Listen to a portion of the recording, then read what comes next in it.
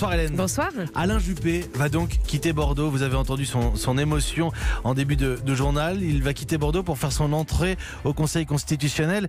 Avec lui, Hélène, disparaît sans doute un de ceux qui avaient fixé une digue étanche entre sa famille, la droite républicaine, et l'extrême droite. Oui, cette absolue étanchéité était sans aucun doute l'un des fils à plomb de l'engagement politique d'Alain Juppé. Il faut se souvenir qu'en 2002, c'est lui qui crée l'UMP. Or, l'UMP naît en réaction au séisme du 21 avril, qui voit, vous vous en souvenez, Jean-Marie Le Pen se hisser au second tour de la présidentielle.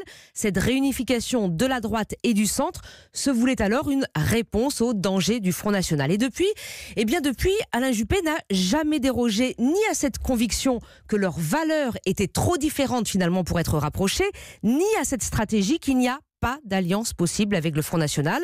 D'ailleurs, quand son parti choisira au fil des élections le ni-ni, c'est-à-dire ni le PS ni le FN, eh bien Alain Juppé sera celui qui, à plusieurs reprises, préférera appeler à faire battre le candidat FN. La dernière fois, c'était lors de l'élection présidentielle de 2017. Il appelle sur son blog ses compatriotes à voter Macron, le seul, écrit-il, à pouvoir éviter à la France le malheur du FN, quand d'autres, Laurent Wauquiez au premier chef, refusent de choisir. Alors, c'est cette dérive des siens sur les valeurs, sur l'Europe, en tout cas ce qu'il considère comme une dérive, qu'il a entre autres fait quitter les Républicains. Il le rappelait encore le mois dernier lors de ses vœux à Bordeaux. Il parlait de transfusion régulière entre la droite et l'extrême droite. Je me demande parfois qui j'entends à la radio, disait-il, un membre de LR ou un membre du Rassemblement National. Une pierre évidemment dans le jardin de Laurent Wauquiez, qui pour l'instant pourtant n'a pas encore franchi, lui, la ligne. Pas d'alliance, continue à répéter le président des Républicains.